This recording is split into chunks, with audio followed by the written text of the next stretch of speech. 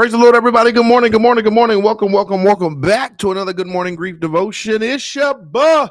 Pastor Corey Allen Duncan Sr. here, grateful and thankful for this day, for this opportunity that the Lord has afforded us to gather together in this virtual space and place on a day to start our day off in the power and in the presence of the Lord. This is the daily grief devotion that is strategically designed to help you to navigate through your grief one day at a time. What is grief? I'm so glad you asked. Grief, my brothers and sisters, it is the natural, normal, and necessary response to loss, change, and transition that results in the expressions of feelings and emotions. That grief is what you feel on the inside. Mourning is how you reveal it on the outside. Therefore, we don't suppress it, but we express it. We don't ignore it, but we explore it. We don't conceal it, but we reveal it. We don't lock it up, but we let it out. That's why we shout good morning, because morning is indeed a good thing. And I'm so glad that you're here with us on today as we lead you in a very special way in today's Good Morning Grief Devotion. Today, my brothers and sisters, is day 147. This message is straight from heaven. We're going to talk about avoiding the avalanche. Avoiding the avalanche. Avoiding the avalanche. What are we talking about today, Pastor Duncan? Psalm 91:4, he will cover you with his feathers, and under his wings you will find refuge. His faithfulness will be your shield and your rampart. Avoiding the avalanche. Y'all done seen it growing up. Y'all seen movies, and we probably never experienced it in person, but you have seen an avalanche before. You done seen the snow build up, roll up, and start to roll down, come down, overwhelming amount of snow, this big avalanche just coming down to wipe you out. What does that have to do with grief? Let's talk about it, y'all. Sometimes the pain is so deep, so overwhelming that you do everything you can to avoid it. You stay busy, you stay silent, you hold it all in because you're afraid that if you really start grieving, if you let even one tear fall, somebody say avalanche, it will trigger an avalanche. You won't be able to survive. So what do? We suppress, we stay busy, we stay silent, we hold it all in. We do all of these things, we avoid it because we know if we let one tear fall, whoosh, it's going to be curtains. We know if we let one tear fall, oh, it's a wrap. Oh, it's a wrap that the waterworks is going to be cut on. We're not going to be able to shut that thing off. So what do? We work to avoid the avalanche. We don't want to let it out. We stay busy.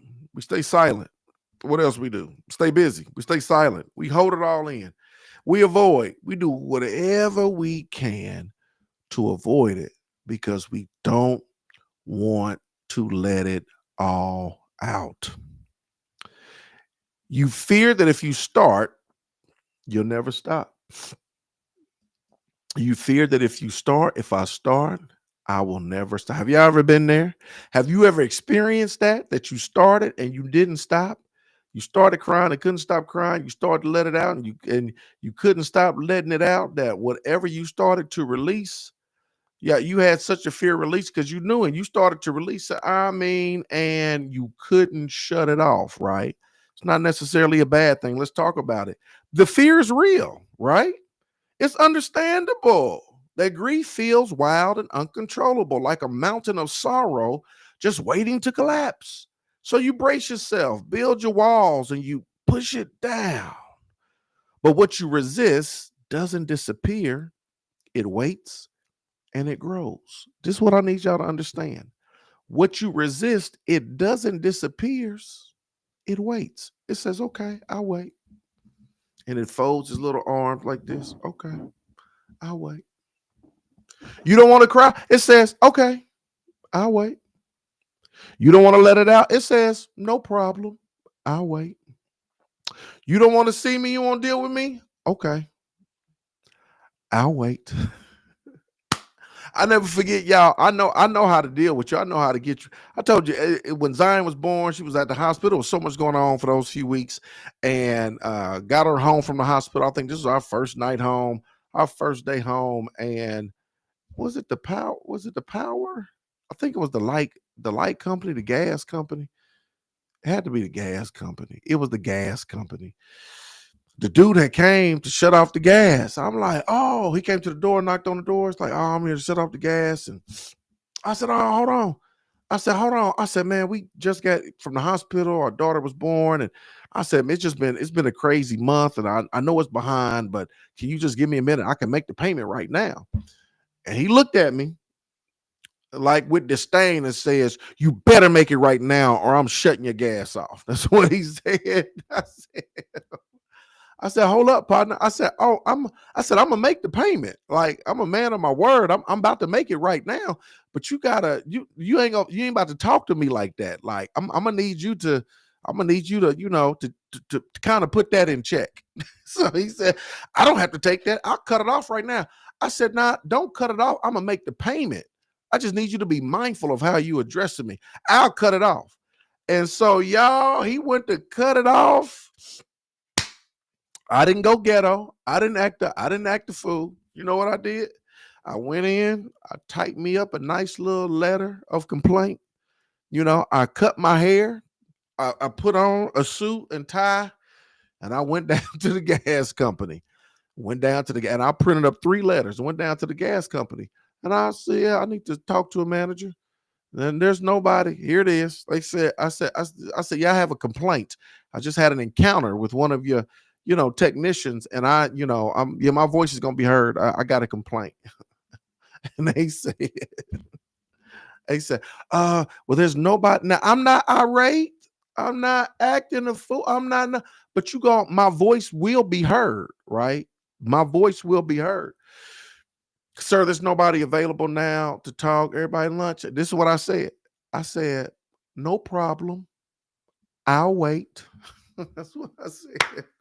I said, I'll wait. No problem. I said, I bought me a book. I said, literature. I said, I bought me literature to read. So I'm gonna sit right there. But understand, I'm not leaving until I talk to somebody. You know what I told him? I said, I'll wait. I'll wait. And ended up look, yeah, long story short, they resolved it. It came out, dude apologized, all this stuff, credited my stuff, all that, because you did too much. But this is my point telling that story. I said, I don't care. I'm prepared to stay here all afternoon. So I bought me some literature. I'm gonna sit down, I'm gonna read. I'm not leaving until I'm heard. And I told her, I said, I'll wait. This is what I need y'all to know and understand. That's what grief does. That's what grief says when it comes to you. You don't want to cry. Grief says, I'll wait. You don't want to express outwardly what you're feeling inwardly. Grief says, I'll wait. You don't want to go through the process of feeling and revealing. You scared that if you cut it on, you ain't gonna be able to cut it off. Grief says, oh, don't worry. I'll wait. You want to suppress and push it down, and you want to act like I'm not there. You're not even going to acknowledge me. I'm your feelings. You ain't going to acknowledge me. They say, don't worry. I'll wait. And that's exactly what happens. It doesn't disappear. It waits. Y'all, it's understandable. Grief feels wild and uncontrollable, right? Brace yourself. You build walls, you push it down. But what you resist doesn't disappear. It waits, and this is what it does. It grows. Not only does it wait, but it begins to grow. Grief isn't the avalanche. Avoiding it is. Are y'all listening to me today? That grief isn't the avalanche. It's avoiding it. That's what the avalanche is. You're avoiding it, right? Letting yourself feel slowly, gently, honestly doesn't mean being buried. It means being freed. It means allowing God to meet you in the cracks before the pressure becomes too great. He doesn't ask you to release it all at once. He invites you to bring one layer at a time, one tear at a time, one memory at a time, one ache at a time. He ain't got to bring it to me all at once, but just if you let it out little bit by little, right? There's not a chance for it to build up. There's not a chance for it to grow. There's not a chance for it to become overwhelming, right? Because the small steps lead to great distances. Grief, my brothers and sisters, isn't the avalanche. Avoiding it is. And when you do, he won't let you fall apart beyond repair. His grace is your anchor. His presence is your refuge. And he will hold you together even when it feels like you are falling apart. Here's your point of application. If you've been avoiding grief out of fear, take one small step today. Write a journal entry. Cry without apologizing. Talk to someone safe. Whisper, God, I'm scared to feel this, but I trust you'll hold me through it. Let the release become the beginning of your relief. Today, my brothers and sisters, is day 147. I told you this message is straight from heaven, avoiding the avalanche. Hope and pray this lesson was a blessing for each and every one of you.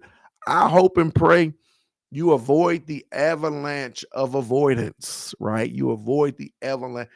I want y'all to know it's there. It ain't going nowhere until you deal with it, until you face it. You can't fix what you won't face. So please know I'm praying for you as you navigate through this thing called grief. I love y'all with the love of the Lord. I hope and pray y'all have a terrific Tuesday. And I look forward to seeing y'all again tomorrow. Let's go.